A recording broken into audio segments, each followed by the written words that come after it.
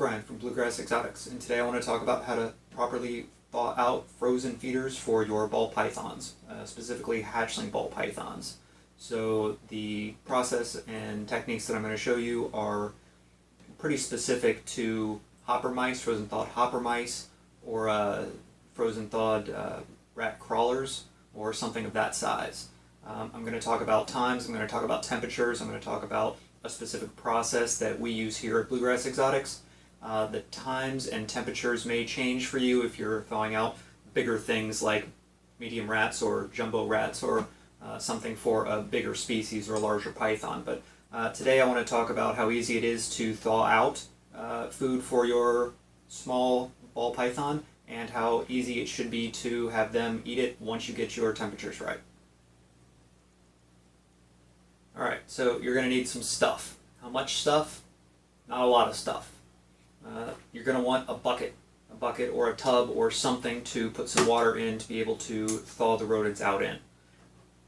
You're going to want some feeding tongs to be able to fish the rodents out, and you're going to want a temp gun at bare minimum to be able to check the temperature of the prey after you've fished it out of the water and before you offer it to your animal. So these are kind of the bare necessities. What else might you need? You might want a meat thermometer. These things are really handy for being able to check the temperature of your water while you're in the thawing process. You might also want an extra tub to be able to take the wet feeders out of, put in here. You might want some paper towels to be able to lay them on, absorb some of the excess water that's going to come off the rodents. And then you might, especially if you're going to feed lots and lots, I would say more than 20 or 30 hatchlings at a time, you might want a hair dryer. Hopefully, if we do everything right, that they're going to come out of the water at the exact right temperature. If you are feeding in a process that takes so long that your temperature is going to drop, the temperature of your water is going to drop significantly between the time you start and the time that you end, the mice and rats that you pull out toward the end of your run are going to be slightly cooler than the mice that you might pull out at the beginning of the run. So periodically through your long runs of feeding, pull out your temp gun, make sure that your rodents are reading properly by the temp gun, and if they're not, hit them with a hair dryer for a little bit. This is a cheap hair dryer I picked up for $10, I think, at Target, maybe 15. And I use it on, it's got a low and a high heat. I use it on low heat, and just kind of aim it at the front end of the animal to keep the temperature up. And we'll talk about temps specifically later on. So I've got about 10 snakes to feed today. So I've got 10 frozen mice that I've put in this bucket. I've filled the bucket about halfway up with water. And I'm going to use my meat thermometer to check the temperature. Temperature is reading about 88 degrees inside the water, which is absolutely perfect. You want this somewhere between 80 and 90. Up to 95 is okay. What you're trying to do is you're trying to warm the animal, not cook it. You do not want this water hot enough to start to cook the meat inside your rodents. Water comes out of the tap at most houses in America at about 120, 125 degrees. So you're going to want it kind of a medium warm, and in my opinion the best way to check it is with the heat thermometer, or the meat thermometer. If I snap on one of these things with the heat gun only reads 69 degrees, so that's the surface temperature. Which is why the meat thermometer is so much better for measuring the temperature of the water. At this point, some people like to put something on top of the rodents to keep them down. I don't feel like that's super important. The temperature of the water is going to radiate through the rodent, whether the top little bit of it is sticking above the water. Some of them sink, some of them float. That doesn't mean some are good and some are bad. Don't worry about it. Just get them in some 85, 90 degree water. It's about 6 o'clock right now, and we're going to leave them here just like this for about an hour. We're going to do a second step of the process. So the de-thawing process. The feeding process is really kind of two steps. Step one is this: thaw them out, get them in 85, 90 degrees, hold them there for about an hour. And then step two is getting them just a little bit warmer, particularly on the surface. So step one is this. We'll come back in about an hour and check on them. Alright, welcome back. It's been about an hour and a half. It's now about 7:30. I'm going to check the temperature of the water. I'm sure it has come down a lot.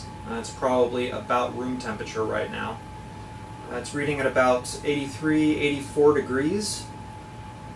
And that is about 3 degrees, 2 or 3 degrees higher than the ambient temperature of this room.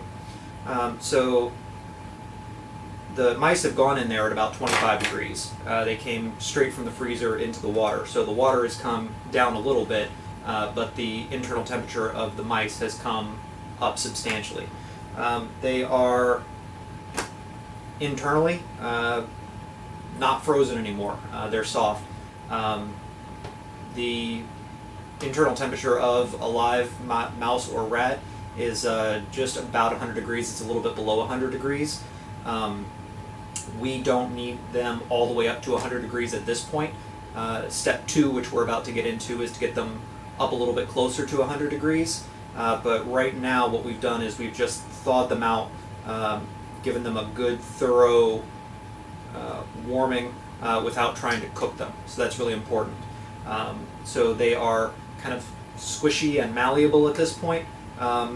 The important thing is they are not 25 degrees in the center. They are not 30, 40, or even 50 degrees in the center. They are warm all the way through the entire center of the rodent. Again, it's been about an hour and a half, and I started with about 90-degree water. If you're going to thaw something bigger, like I said earlier, your times and temperatures may vary. Go watch somebody that keeps Burmese or reticulated pythons for better instructions on heating much bigger rodents.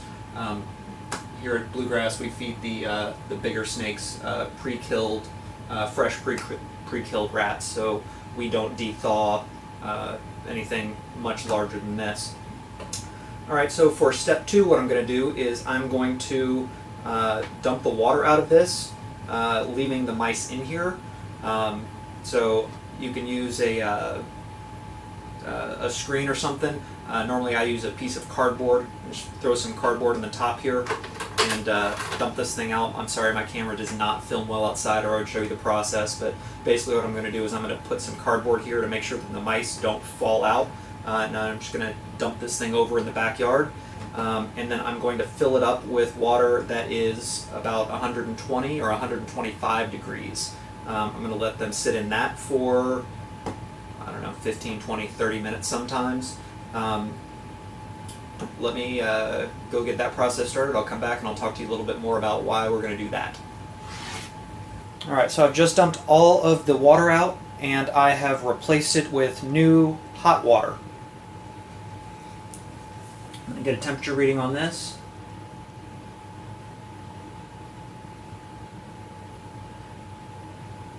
It's reading about 107, 108.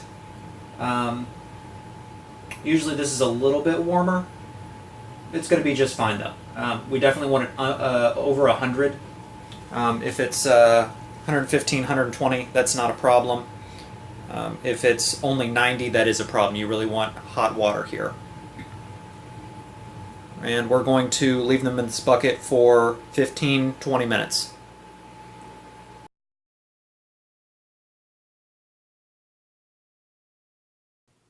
Alright, so it's been about 15 minutes, maybe 20, in the hot water. And what we're aiming for is an outside temperature of about 95, 96, 97 degrees. It can be 100, it can be a little over 100, but we definitely want it above 92, 93 degrees. So what I'm going to do is I'm going to grab a snake, and then I'm going to find the appropriate size rodent for that snake. I'm going to take it out, fish it out of the water, dump it right in there. Sometimes I like to have some extra paper towels in here that I can take and just dab a little bit. And then I'm going to hit this thing with the heat gun, see what it's registering at. 97.8 degrees. That looks just about right to me. If your temperature is right, the snake's going to strike at it right away. If your temps are right and the snake is hungry, they will take it. Let's find out.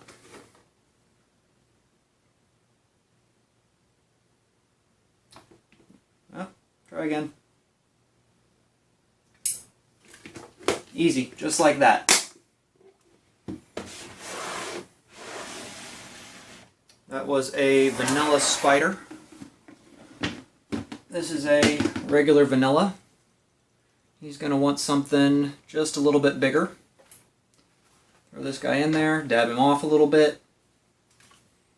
Hit him with the temp gun just to be 100% sure. This says 91.5, 93, 94, somewhere in there. That's good enough. Pop this thing out. It's the right temperature, it smells right, and it's the right size and shape. They're going to take it. For anyone that's having problems getting their snakes to eat frozen thawed, either your snake is not hungry or your temperature is not right. If your snake is hungry and your temps are right, the snake will take, I promise. And the thawing process takes a little bit. It takes a time or two to figure out properly. It looks like I've got one of my own strands of hair in there. I don't want to feed that. Wouldn't hurt him, but not ideal. I'm going to take this, offer it. Takes right away.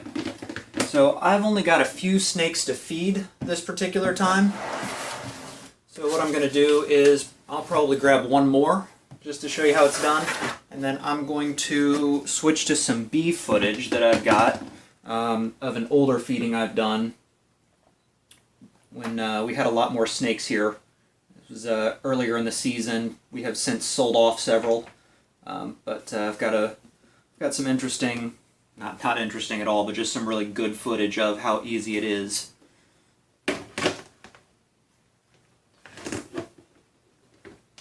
to get all your little babies on frozen thawed.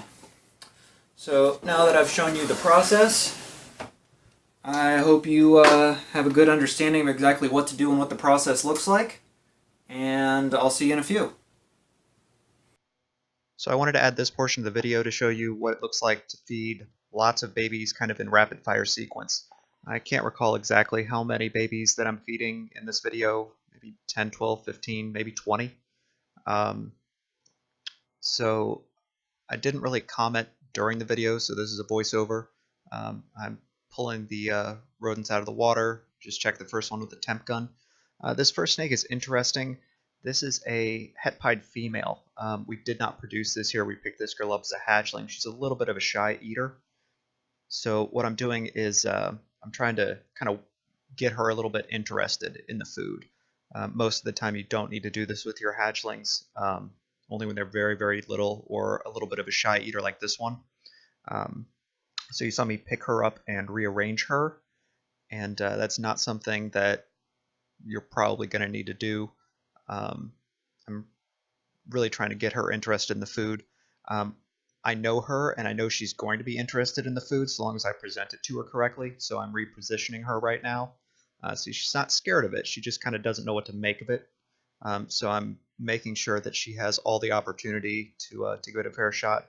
She doesn't like it by the tail, so I'm repositioning, and there's the strike, and she takes it. So I think that is probably the most difficult feeder that I've got on the video right now. Everything else is going to end up being pretty rapid fire, and that's really the point of why I wanted to show you this video. So if you are a new breeder or are thinking about breeding and want to know what it's like to feed 10, 12, 14, 15, 20 animals, or even more, this is kind of what the process looks like. You just get a bunch of frozen feeders and thaw them out correctly, and so long as your temperatures are correct and the snakes are hungry, they're going to eat, and it does not take a long time per snake. So there's lots of different methods to thaw or to get the rodents up to the right temperature. Some people say, leave them in the refrigerator overnight, and there's lots of different methods people use. The one that works the best for me and just fits in well with my schedule is to kind of know in advance, like maybe 2.5 hours in advance of when I want to feed, and I just start the process then. Um, and then I go and I thaw out, take a count of who's going to eat that day, take a count, and I keep various sizes of frozen feeders. Um, I buy them online in bulk in various sizes, so I've always got the different sizes that the snakes are gonna need. And like you can see, I mean, all you got to do is get them the right temperature and offer them, and the snakes strike right away. So there's really 4 key points to getting your snakes to eat frozen thawed. 1 is temperature, 2 is smell, 3 is size and shape, and 4 is whether or not your snake is hungry. And the first 3 are there are certain ranges. The fourth one, is your snake hungry? That's kind of binary. So just to speak to size and shape, you are going to try and want to offer a feeder that is about the size of the diameter of your snake. I know there's lots of videos online of anacondas and reticulated pythons and such eating pigs and goats and alligators and things that are 1.5 to sometimes almost 3 times the diameter of themselves. That's not what we're dealing with here. With ball pythons, it's really best to stick with something that is the diameter or close to the diameter of the snake that you're feeding. And so that is size and shape. It's going to smell right. If your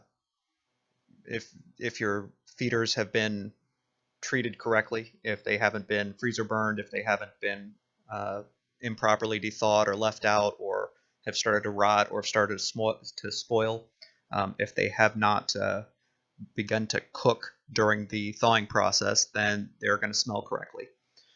So the thing that's really important for you is temperatures. Figure out how to get your temperature correct. And I hope that this video has shown you how to do that.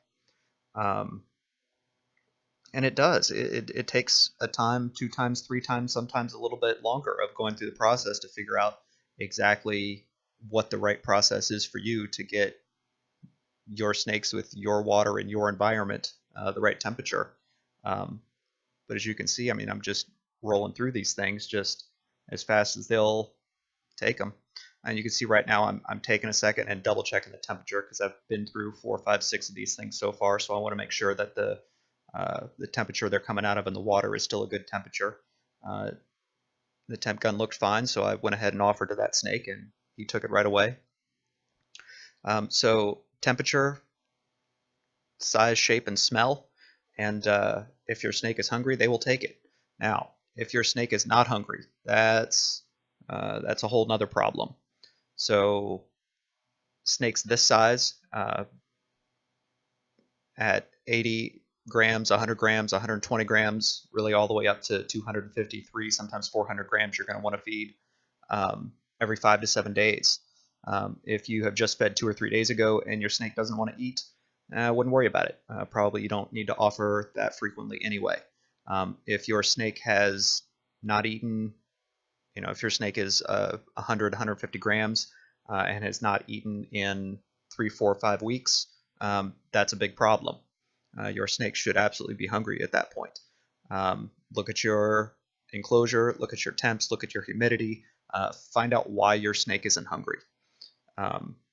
There's a long list of reasons why your snake might be too stressed to want to eat, but if your snake is in good shape and in good health, then all you got to do is get the temps right on your frozen feeders, and they're going to take every time. So that's it. I didn't keep count, so I don't know exactly how many snakes that was, but thank you for watching, and we'll see you next time.